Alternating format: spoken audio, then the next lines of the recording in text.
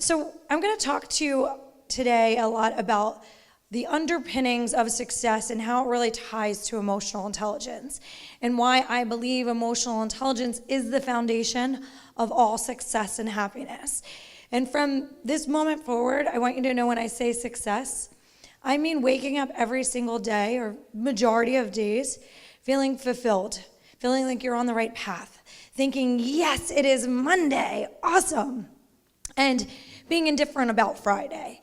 And so that when we're living a life that's successful, we're living a life where we feel fulfilled, we feel connected to our purpose, and we feel connected to other people and their purpose. And every day is an exciting journey. And I'm not saying that there's no such things as bad days, but what I am saying is when you learn these skill sets, you might have a bad day, but you get over it faster. You have a different skill set or a more resourceful toolkit in order to be resilient on those bad days or those obstacle moments. And I want to share with you a little story about why emotional intelligence is so important to me. And I'm also going to intertwine a lot of the visioning that I did throughout my life to get me to this point, because I truly believe everything that I have done and everything that I am and how I live my life, I've chosen and created it this way in a very conscious manner. Emotional intelligence is so important to me because I grew up in an extremely dysfunctional childhood. I had a functional alcoholic father, and my mother was a sassy, mouthy Brooklyn, New York woman who wouldn't take nonsense from anybody. And she was this strong, powerful woman outside in life. But in our home, she was physically, mentally, and emotionally abused pretty much my entire childhood. And so I watched that level of abuse happen. I watched things that I can't even fathom that my 12-year-old daughters would see at 12, let alone when I was 3 or 4 or 5.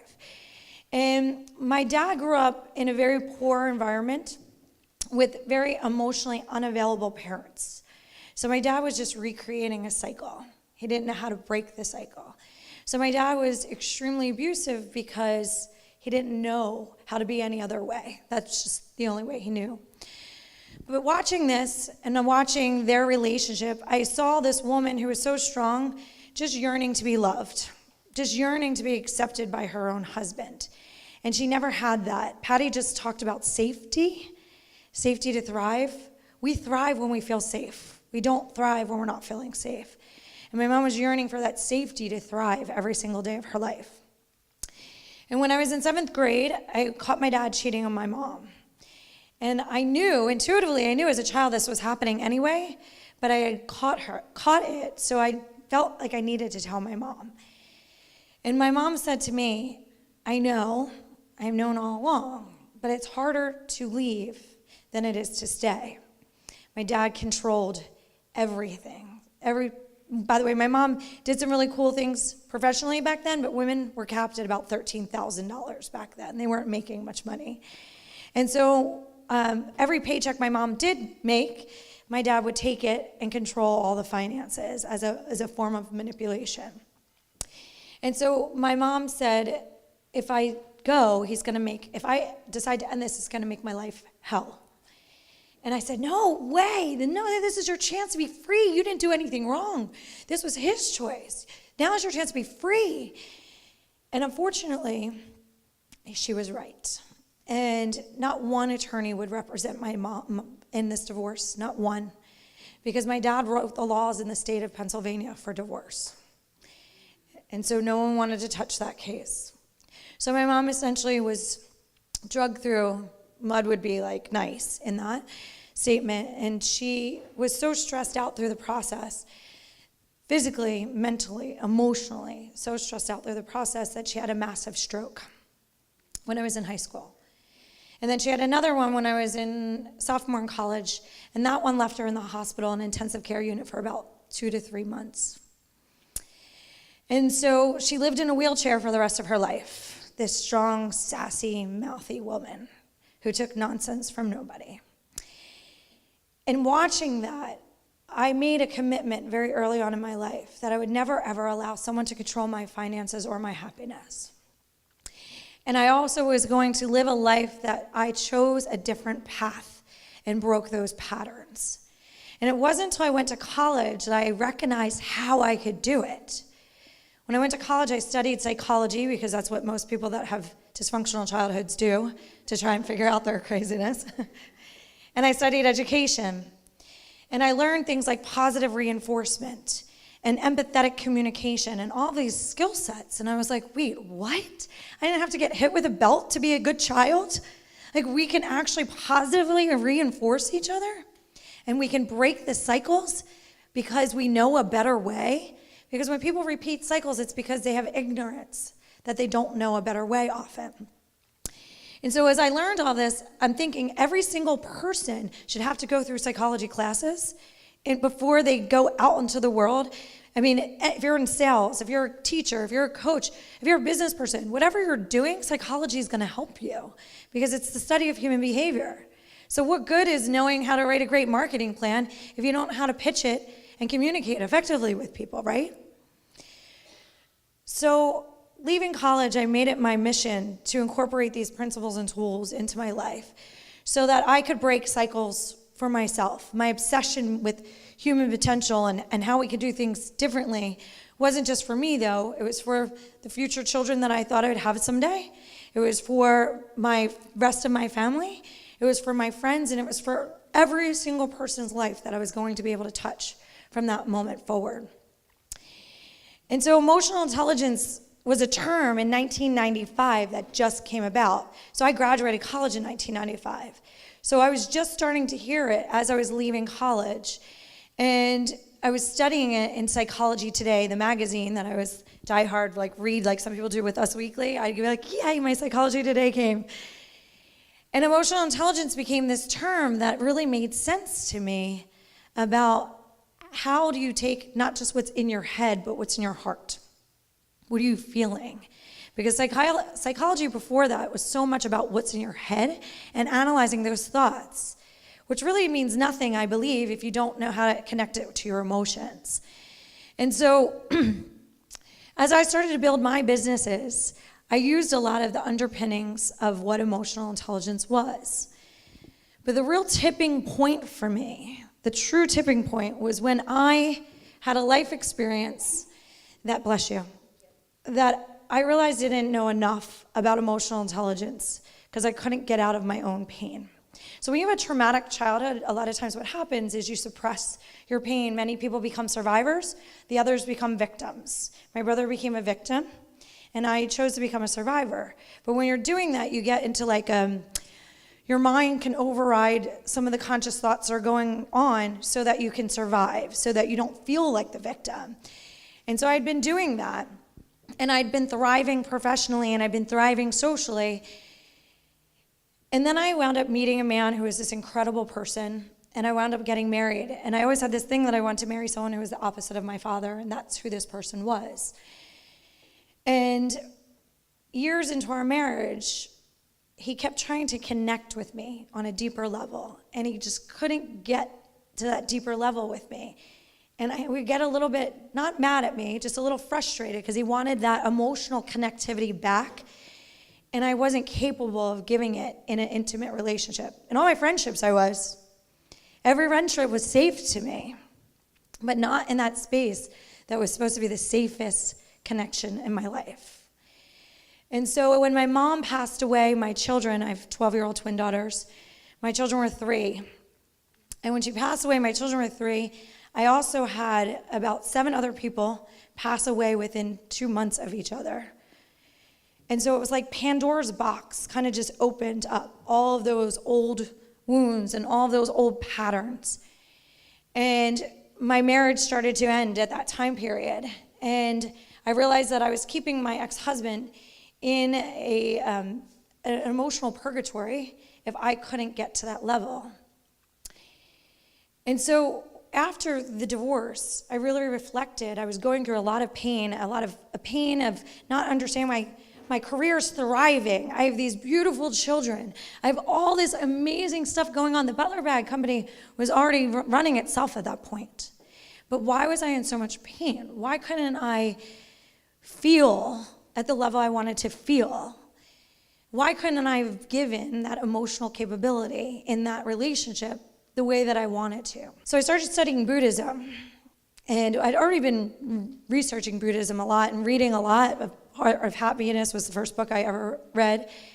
And I realized at that time period, as I dove into Buddhism, that Buddhism is the study of compassion and empathy. It's not really a religion, so to speak, as much as it is a way of being. And I realized that Buddhism was emotional intelligence. And I realized that the thing that was getting me out of my pain was that practice of compassion, empathy, forgiveness. And in realizing it through a different lens, through that lens of Buddhism, I actually was able to put it together psychologically with emotional intelligence. And that's when I realized that that is the number one skill set, that every single person in this world would thrive to a different level of human potential if they could only understand. Because it's our fears that hold us back. It's our pain that holds us back. It's our beliefs that other people have programmed in us that we don't even know that hold us back. But the study of emotional intelligence allows us to uncover all of it, and it gives us a toolbox to heal. It gives us a toolbox to connect deeply with other people, and it gives us a toolbox to analyze our self-awareness so that we can understand the belief systems that we have that are holding us back. We can understand when we're doing a visualization. How many of you have ever done a visualization? And you're like, I'm going to do this, I'm going to make it really big and make it really special, and then you do it, and you're like, oh, I'll never do that. It's because there's a belief within you that doesn't believe that you're worthy of having that. And until you can connect to that worthiness, it doesn't matter how many visualizations you're going to do. Because if you're doing it thinking I'll never have it, guess what that message is going to be projected to the world? You're going to energetically put that out there that you're not worthy. You're going to go into a pitch meeting and say, do you love my product? It's this amazing product. But they're going to feel that you don't believe it for real. So this is why I'm on a mission this past few years, more so than ever, to make this a fundamental thing that people have to learn in school, in corporate environments, and in every place that I could spread the message, because I believe it is a thing that can shift your entire company. And by the way, some of you might be thinking, what does our personal lives have to do with our professional lives? Everything, right? The health of your relationships is in direct proportion to your success. The health of your relationships is in direct proportion to your success. How many of you have ever been in a toxic relationship before? Right, I think almost everybody can raise their hand on that. It teaches you what you don't want, right? So when we can recognize that the health of our relationships are in direct proportion to our success, wouldn't we seek to have harmony in all of our relationships as a top priority to be successful? Wouldn't that make sense? We're not taught that, though. When you get these belief systems projected on you when you're younger, you get told, go to school, get a good education, get really good grades, and then you're going to become successful. But not if you have landmines in all of your relationships going on all day, right? Have any of you ever met somebody, I know there's no one in this room, but have you ever met someone who has constant drama going on in their lives? Like every day it's something with somebody and someone did something to them. Do you think that that's the foundation of a successful person? Absolutely not. We live in the drama-free zone, my daughters and I. I've brainwashed them from early on. We live in the drama-free zone. Please keep your drama out of our space. And they create very clear boundaries around it. And now they've started to put it into practice in middle school. There's 2 of them so that they don't have to ensue it as much because more people are intimidated by picking on somebody that comes as a package deal than an independent person, but they do know that they have the power to stick up for other people that can't do it for themselves. So I'm going to give you a snapshot as we dive into the depths of emotional intelligence. How can you apply it to your life? How can you apply it to your vision practice? How can you apply it to how you treat other people as a leader? How you can go back in all your relationships and make them more harmonious in your life so you're thriving. By the way, a lot of people ask this afterwards, so I wanted to just share with everybody. My ex-husband and I have one of the best relationships in the entire world, where we made it very conscious and intentional to co-parent our children in a very respectful, loving way. And part of my doing that is because, remember I mentioned my dad wrote the laws of the state of Pennsylvania for divorce. I watched a lot of toxic, angry patterns and beliefs around divorce, and I wanted to be part of the movement to change that so it doesn't have to keep going into next generation and the next generation. And that harmonious relationship actually allows me to be standing here today while my girls are at home with him. That relationship allows me to be who I am and function at the level that I want to because he supports my endeavors. Do you see how important that is, right? And why creating a toxic relationship would not behoove me. By the way, one of the biggest things, how many of you read Lean In? One of the biggest things in there that I believe most people miss is what she was, the biggest point she was trying to say is if you want to become really successful, the partner you choose will dictate your success. That was one of the biggest points that she made throughout, and a lot of people missed it. Everyone got caught up in the feminist side of it, but it was really about saying, her point throughout was, I have this awesome husband who is my partner, and that partner allows me to go to the next level, and that's a critical part, something just to think about. So I'm going to share with you why this is important to our world, not just us individually, but the annual healthcare costs of obesity-related illnesses, and this is a couple years old, so it's way over $200 billion right now. $200 billion is what's lost in businesses every year from these related illnesses. Childhood obesity is responsible for $14 billion. That's insane, right? It's crazy. Businesses are suffering due to obesity-related job absenteeism. U.S. employers are losing $164 billion in productivity each year. The U.S. spends $150 billion on direct depression-related medical costs. Addiction costs for drugs, alcohol, tobacco, close to $200 billion across each one, a totaling of $600 billion. No one's actually even figured out how much divorce or drama costs the country, but I bet you it's more than all those other costs that I just gave you, right? Because when someone's going through, I mentioned mine was a very healthy, productive divorce, but if I wasn't going through that, I was my mom or somebody like my mom going through what she went through, I don't know how I could have shown up every day. I don't know how I would have been productive. Even if I was there, would I have really been productive? And the drama, I actually go into corporations and I implement the drama-free zone. And it's like an emotional intelligence workshop, and then I leave some of the alpha females in the work environment in charge of that drama-free zone to keep it beyond my being there. And it is amazing when I go back and check in these places that when you empower one or two people who know the importance of harmony in a workplace, they will keep it, they will man it, and they will police it. So it never goes back to creating more drama. So what do those things have to do with emotional intelligence? What is addiction, depression? What does all those things have to do with emotional intelligence? Everything. Because the more emotionally intelligent we are, the less of those issues we have. Because addiction, depression, all of these issues that I just addressed can be resolved by being more emotionally intelligent.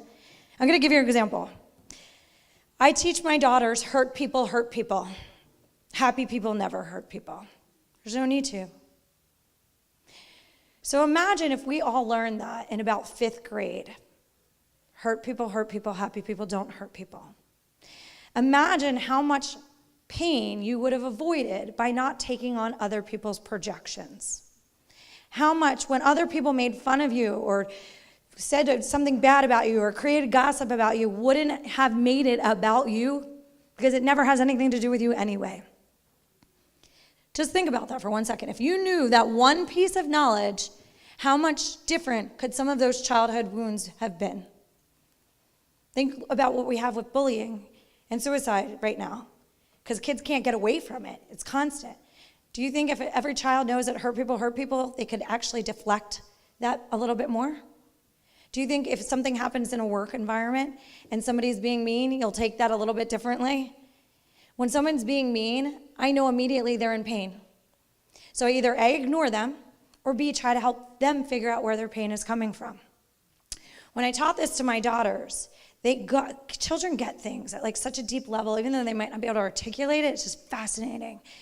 And I said to them, When the people are mean, it's because they're in pain, and we don't know why they're in pain, but something could be happening at home or somewhere else in their life that we just don't know about. So in the beginning of last school year, Madison and Morgan have this little friend, Savannah, and Savannah is very shy. And this one little girl, Lexi, was being really mean to her and literally screaming at her and picking on her, bullying her. And my daughter, Madison, says, "We live in the drama-free zone. Please keep your drama out of our space." And so she said to Lexi, "You can't be our friend until you learn to be a better friend." Do you hear how huge that second part was? You can't be our friend until you learn to be a better friend. She didn't write her off forever. She didn't say you're a bad person. She said you need the skill sets to become a better friend.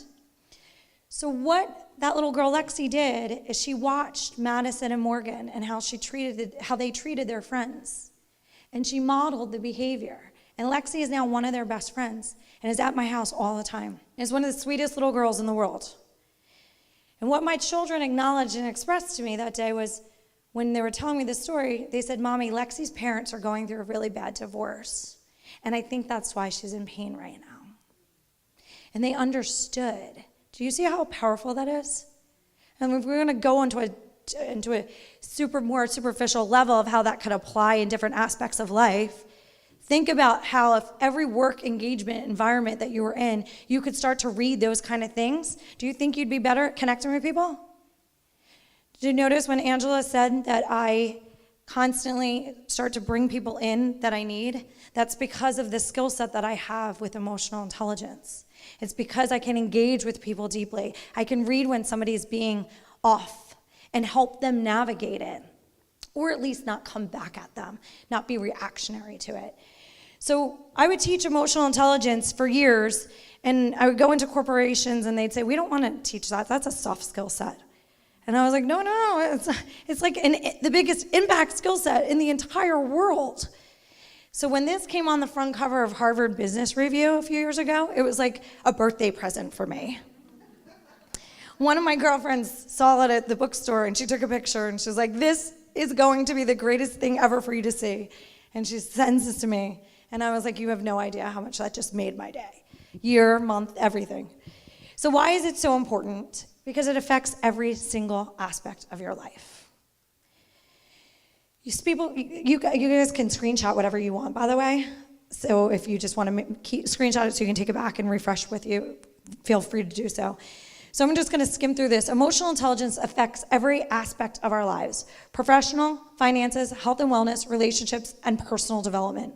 Every single choice that you make, every action you have, and every problem can be solved more effectively by increasing emotional intelligence of every individual in this world.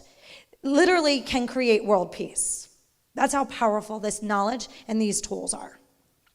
Emotional intelligence is a heightened sense of self-awareness, along with the awareness of others, understanding others, so that you can have a better understanding of the choices that you make and identifying what self-limiting beliefs and behaviors may be holding you back from achieving your goals. So a lot of times people have great ideas, they have great marketing materials, but they have self-limiting beliefs that are holding them back. And if you can't identify them, then it's like a blind spot, right?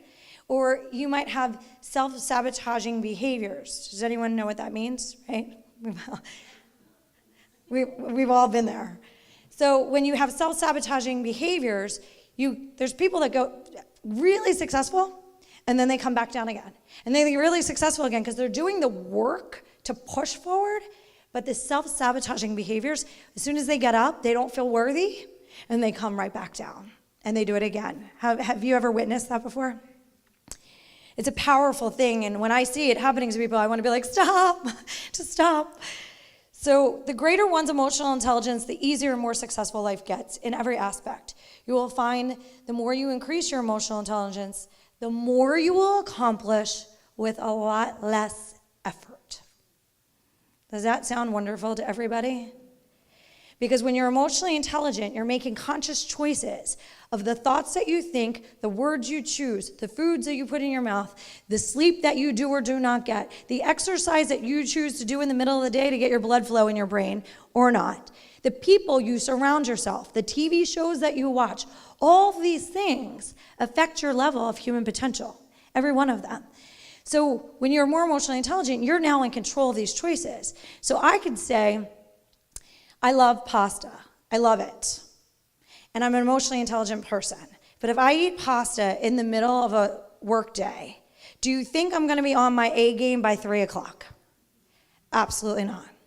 I will want to take a nap. So I'll eat pasta, but I'll eat it at night when I can feel tired afterwards, right? It's literally making these conscious choices. I had a sugar addiction. My addiction came from my childhood.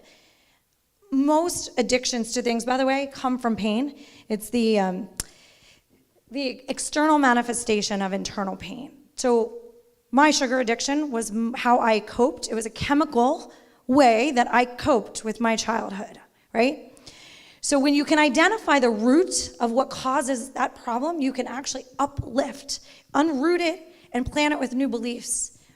So I really seriously struggled with this pretty much my whole life until I had my children, and I was 31 at the time. And having 2 kids at the same time put me in a state of sleep deprivation that I never experienced in my entire life. And it didn't feel good because after a year of it, I was like, okay, when am I going to feel normal again? Like, I just can't even get it together. And I finally got back into a rhythm where I started to feel like I was getting it together and I was getting more productive with work. And I went to the office one day and I had this huge checklist and I was cranking through it. How many of you have ever had those days where you're like, I am just on my A game, I'm laser focused, I'm getting everything done? I like that feeling a lot. That's that work, get a lot done with less effort, right? How many of you know the days where you're mental mush and you're sitting in front of your computer for hours, not really getting anything done? I don't like those moments. So I took my kids to school. But then I went back during lunchtime for this Halloween party. And I ate the icing off of a cupcake. And icing was my all-time favorite transportation method of sugar. And then I went back to my office that day, and I felt like canceling all my meetings, canceling all my phone calls, taking a nap under my desk, and my creativity was gone. And I changed everything in that moment. Because I went from, I can't have that, which, by the way, the diet industry is very damaging in this scarcity mindset of you can't have. It's a very scarcity mindset methodology. And I went from that old scarcity mindset, like I shouldn't have it, it's sugar, to I don't have time to feel this way ever again. I don't have time to feel like I want to take a nap in the middle of the day. And my entire emotional connection, remember, there was a deep-rooted emotional connection to being soothing for me as a child. And I shifted it into, I don't have time for that because I don't have time to feel tired anymore. And in that very instant, changed my entire relationship with sugar. And you could put an entire table filled with desserts in front of me right now, and I won't touch them. And I won't touch them not because I can't have them. I won't touch them because I don't want to feel tired. Do you see how different, how powerful, how empowering that mindset is versus, oh, I can't have that. Or how many times we beat ourselves up about things. So emotional intelligence is about becoming very self-aware of all these facets of our lives that make us feel good so that we can continue to thrive to another level to feel better and better and better. And we can still make the choices on our knowledge. Jamie Broderick back there, where is Jamie? Oh, there she is. She had an event in Philadelphia area last week, and I forgot it was the anniversary party for her company, and they were having anniversary cake, and I was giving a similar lecture right before, and I was like, oops, I'm so sorry to the lady that baked the cake. But anyway, it's still a conscious choice. I'm not saying I'm perfect. I'm not saying that every choice that I make is perfect, but when you're more emotionally intelligent, you make more consistent choices that better you, that make you move forward faster. So I'm just going to go through this really quickly. What is the benefits of emotional intelligence? Well, it decreases all these things on this side, and it increases all those things on this side. So we could increase our health and wellness, our productivity, our innovation, our finances and our economy, our happiness, our life fulfillment, world peace. Patty, you're going to like this one. Safety to learn and thrive, relationship satisfaction, and effective communication skills. Would we be in a better state and place of living our lives right now? 1,000%. And it's honestly through these tools, through this knowledge, through this self-awareness that we can make that change. And it doesn't take years and years and years. It's a practice of being, a practice of constantly moving forward to being the best version of yourself. So it's the awareness of who you are, your authentic self is something that we often lose. And we lose it because we start having all these projections of other people on us, of who we're supposed to be and how we're supposed to act. But when people struggle with, I don't even know who I am anymore, Jen. Like, I've worn so many masks my whole life. I don't know who I am anymore. I say, start to think about who you were as a child. When I think of me as a child, I was running around constantly outside on my swing set all the time. And I just loved playing with my friends, and I loved riding my bike.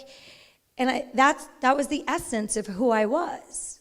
So if we can think back to those childhood moments, you can get more clear on the essence of who you were. What were you passionate about? What were you excited about?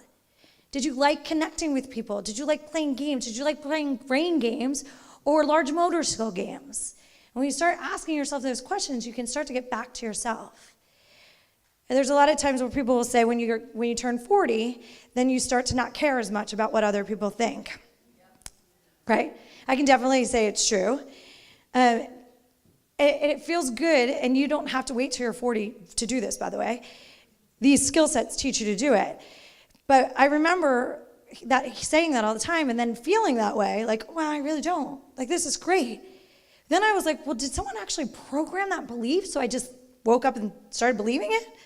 Or did I really change and my perspective change? I don't know, but either way, it feels great to be comfortable in your skin, right? And when you're more comfortable in your skin, the more you're going to accomplish. Because you're going to believe in yourself and your vision of your company and your products and your services instead of being in a sense of self-doubt. How many of you ever pitched your company and you might have got that pitch really good, but you're thinking to yourself, oh, this person's never going to buy this thing from me anyway. They're thinking, oh, what does this person know? Where did she go to school for this? Have you ever gone through those self-doubt, self-talk things? Right. So when we get into a more authentic place of who we are, we can stop pretending to be other people and just be ourselves and embrace ourselves. When I teach young girls, there's one common theme that I always have. It's your uniqueness is your power. Your uniqueness is your power. Why would you want to be like anybody else? That's not powerful. If you're an entrepreneur and you're like everybody else, you're in big trouble, right? There's no value proposition in being like everybody else. So you want to be you different. You want to be unique. It's the awareness of why you're here, what's your purpose. And I'm sure Angela went through a lot of that conversation today, your why and why you do what you do. And once you connect with your purpose, you're so much more clear. So when all the distractions come, you're not really as fazed by them. They're just like obstacles that you just step over. The what have you been through? So I shared my childhood story with you pretty early on, right? Did you guys feel like you know me a lot better than you did 5 minutes before I walked on the stage?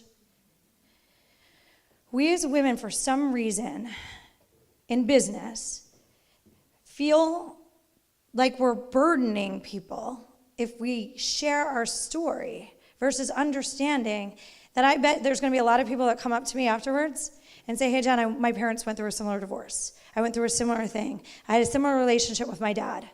So it makes me connect with all of you a lot more, right? Our story, our authentic story is so powerful because we're all flawed human beings. And the more we can get this straight and feel very confident in it, the more we're going to connect with people. Because now the people who have been through similar things that I've been through feel like, okay, she gets it. She gets the fears that I've been through. The ones who maybe weren't through something, you probably have empathy for me and empathy for the situation. And that transparency is so powerful. What circumstances have affected you, which create your beliefs? So beliefs are something that I could do an entire workshop for an entire day on. I'm going to give you an example of how we operate from beliefs, and I'll stay in the same vein of the sugar thing because it's just such an easy example that we all can connect to. So my daughter's taking those standardized testings that I love so much. Kidding. Anyway, they put so much emphasis on these standardized tests, and they put so much pressure on the children for these standardized tests. And as my girls were going through the standardized test last year, at each break, their teacher was so kindly giving them candy. You guys all know what happens to your brain when you eat sugar, right? It actually makes you not as smart. Literally, not as smart. When the glycogen spikes and it creates this mental mush fog, whether it's an entire Hershey bar or a Hershey Kiss, it doesn't matter. The chemical reaction is still the same. So I said to the teacher, I know that what you're doing is out of kindness. I know what you're doing was a pattern that one of your teachers probably did and one of your teachers before that did. And I know what you're trying to do, and it's really nice. However, if we really think about this scientifically, it is hurting the children's scores when they have that. And I know that you definitely wouldn't want to hurt them or their scores. So I'd rather you give them a high five or a hug or like a banana or something. And she looked at me, she goes, I never, ever connected the things together. I never thought of it that way. And I gave her a couple of articles on neuroscience. If any of you are interested in this topic and you want to keep peaking your potential, neuroscience is an incredible study to really learn how to control your conscious mind, your subconscious mind. I meditate all the time. I was one of the people that had the worst time ever meditating for about 10 years. I'd sit and I'd be so envious of everybody else because I'm like, what are they thinking? Not thinking.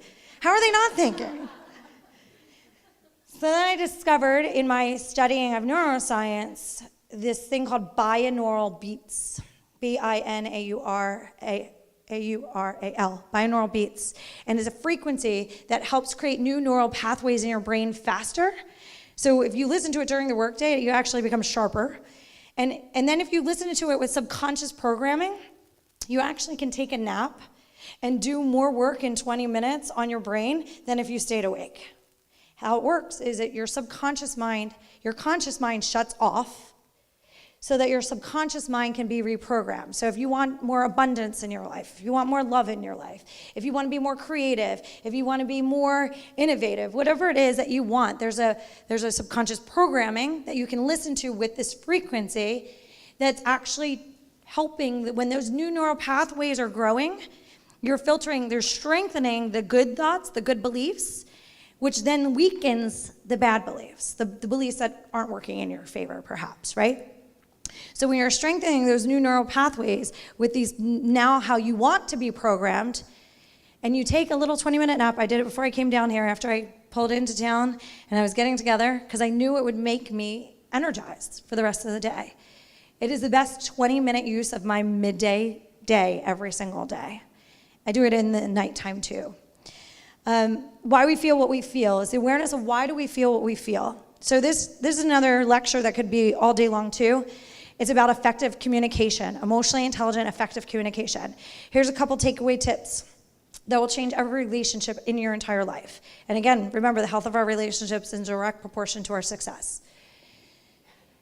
If you start off any moment that could be of conflict with "you did this to me" to somebody, do you know what the other person's doing on the other side? Shutting down and becoming defensive. But the majority of people in the world start every conversation when there's a point of conflict by saying, well, you did this. Therefore, now I'm doing this. And it creates two defensive people who have now shut down and could care less really about what the other person needs, wants, and they just want to be right. The ego wants to be right. There's a Buddhist saying, would you rather be right or happy? I always laugh when people say, well, if I'm right, then I am happy. I'm like, oh, no, that's not a high emotional intelligent frequency. It's a good test that I do before my emotional intelligence training. That is one of the questions. Would you rather be right or happy? But when you're communicating with somebody, what your goal should always be is to understand the other person's point of view. All conflict can be resolved unless you're working with someone who is completely off the charts in their emotional unavailability or irrationale. When you start off saying, let's just say somebody offended me, I will always start off a conversation something like this.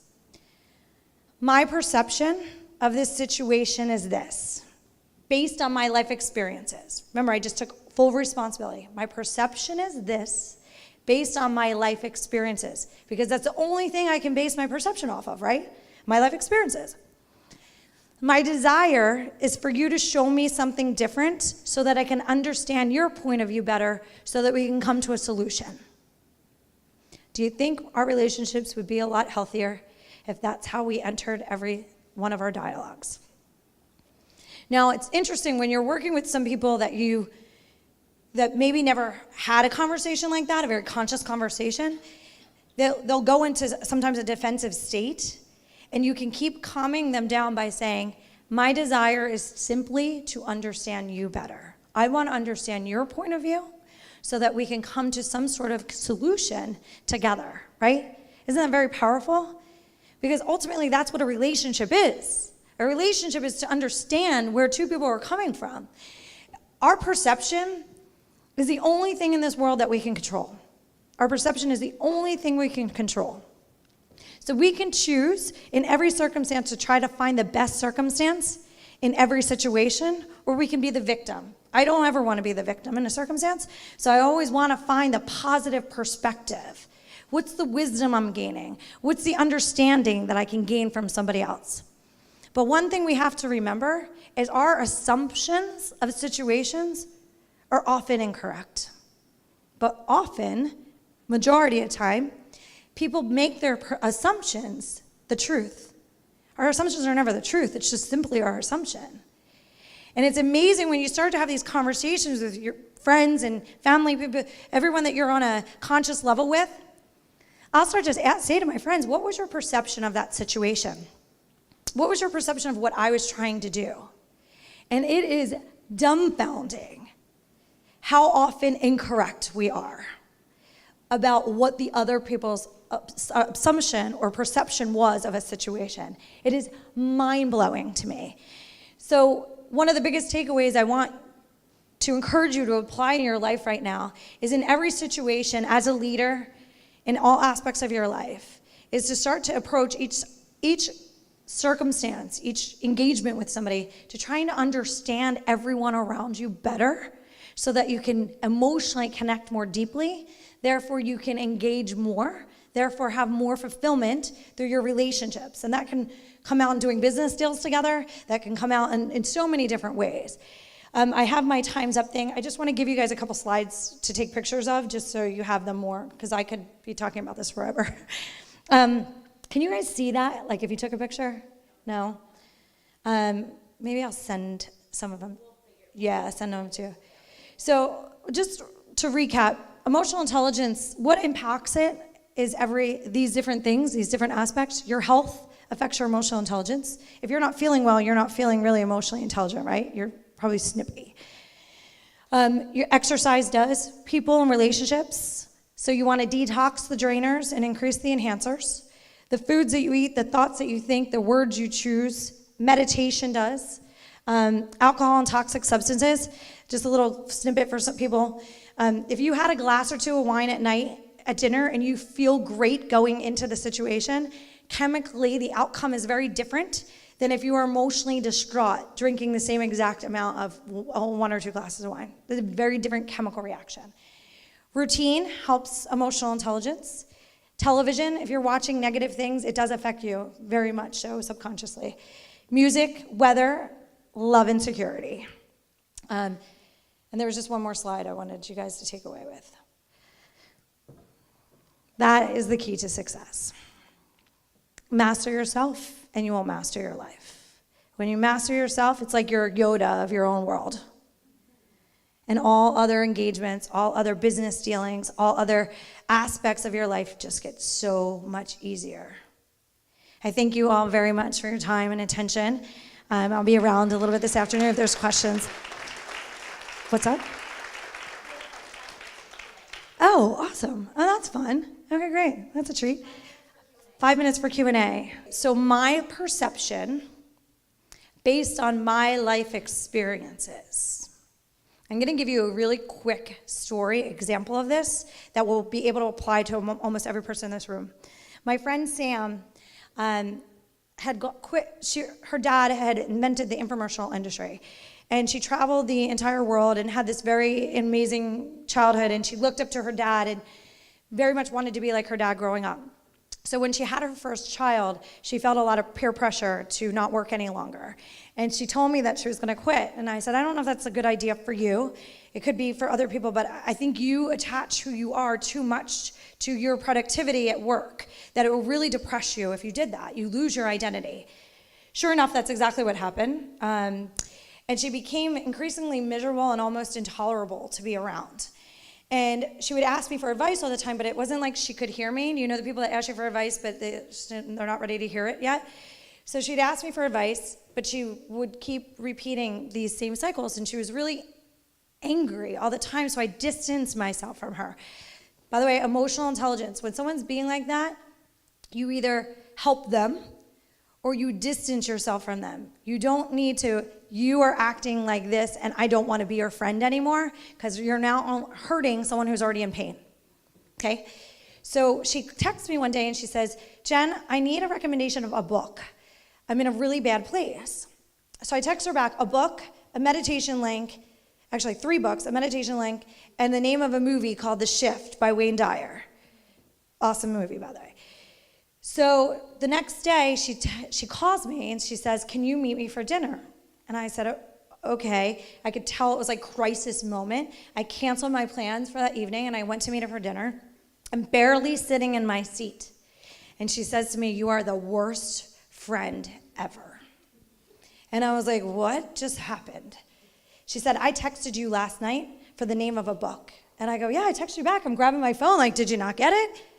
She goes, any good friend would have known to pick up the phone and call. And I go, wait, no. I wouldn't know to do that. I wouldn't know to do that because when I'm asking for something, I'm literally asking for what I want. I'm not asking someone to read between the lines of what I want. Because when you do that, that's manipulation to another human being. And well, I'm sure we've all been on both sides of that before, right? So I said to her, Sam, you're mad at me right now because you needed my tools. And you needed my tools because I have tools that you don't have, because you had a really wonderful June Cleaver-ish type of childhood. And I, on the other hand, had dysfunction, so I have a different toolbox than your toolbox. And you need my tools right now. But you wanted me to think like you and think like me at the same exact time. How is that possible? How could I think that when someone says, hey, I need to name a book, I'm in a bad place, really means, hey, can you pick up the phone and call me? Because I would just say, pick up the phone and call me. Or I would just pick up the phone and call them. But this is a very clear example of what happens all day, every day in human engagement. So I'm saying my perception, based on my life experiences, because it's the only thing I can base my perception on. Things that have happened in my past, I create interpretations. Again, my interpretations aren't necessarily the truth. And everyone always needs to remember your interpretation is never the truth. It is just your interpretation. And if you want clarity, ask the other person so that you have clarity. Yep. Sure. You want the whole line. Okay. The whole line. Okay, good. My perception is my perception is this, based on my life experiences, and my desire is to understand you better so that we can come together and have a greater understanding and or solution. Was that good? Okay, another question? You know how you said after your parents' divorce, your brother didn't come out as survivors like you did? Mm-hmm. What made you come out as a survivor? Like, how did you come to that? So there's this thing called sibling birth orders that I learned in psychology, and I think a lot of that had to do with it. The second child is usually a little bit more rebellious and pushing the boundaries, where the first child is more of a pleaser. They want to please. So when all the dysfunctionality was happening, my brother almost took on like a little dad role, where he tried to like be the perfect child and take on all this stuff. And my survival skills, consciously or subconsciously, was more to not get involved in the drama. It was like the opposite. My brother was very immersed in the drama, and I did not involve myself in the drama. And so the level of damage wasn't as severe to me.